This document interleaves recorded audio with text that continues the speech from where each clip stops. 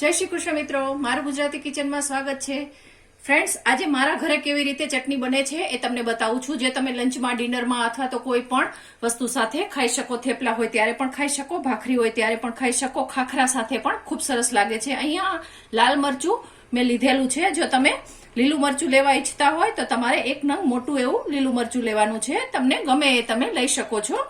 તો અહીંયા એક નંગ આ મેં લાલ મરચું લીધેલું છે. 3 ટેબલ સ્પૂન જેટલી ધાણા ભાજી લીધેલી છે. 2 થી 3 પાન ફુદીનાના લીધેલા છે. અડધો ઇંચ જેટલું આદુ કાપીને લીધેલું છે અને 1 ચમચી જેટલું કાચી સિંગ લીધેલી છે અને બીજી વધારાની સામગ્રી છે. તો ચાલો આપણે શરૂઆત કરીશું.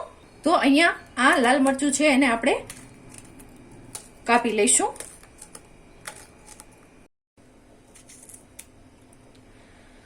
જુઓ, બીનો ભાગ લેવાનો નથી, એ વાતનું આપણે ખાસ ધ્યાન રાખીશું. અને સાથે જ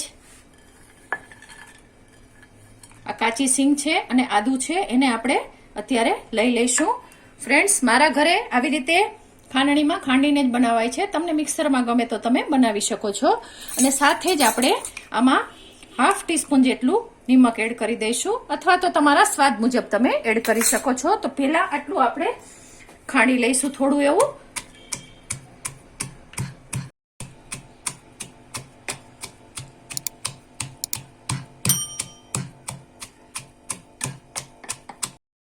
જુઓ, અડધું ખંડાઈ ગયું છે, તમે જોઈ શકો છો. બસ આ આખા પાખું થઈ ગયું છે. તો હવે એમાં આપણે આ ફુદીનાના 2-3 પાન છે એડ કરીશું અને આ ધાણા ભાજી બધી જ એડ કરી દઈશું. ધાણા ભાજીની દાંડી સાથે લેવાની છે, જેથી કરીને ચટણીમાં સારી એવી સુગંધ આવે, એ વાતનું ખાસ ધ્યાન રાખીશું. અને આને આપણે ફરીથી આમ ખાંડશું અને 1 ટીસ્પૂન જેટલી ખાંડ એડ કરવાની છે, અથવા તો તમને ગમે એ પ્રમાણે તમે એડ કરી શકો છો. ખૂબ સારી ચટણી લાગે છે અને ટેસ્ટમાં તો બેસ્ટ છે એવું કહી શકાય, કે બધા જ વ્યંજનોની સાથે સારી રીતે જશે.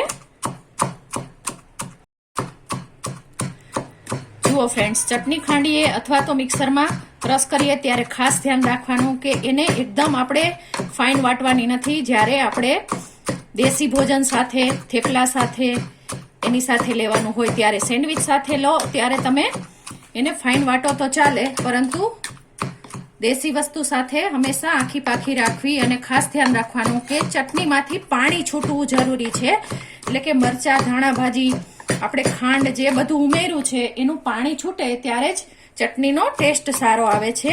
એટલે આપણે કોરી કોરી ચટણી નથી રાખવાની, એ વાતનું પણ ખાસ ધ્યાન રાખીશું. જુઓ, તમને નજીકથી બતાવી દઉં એક વખત.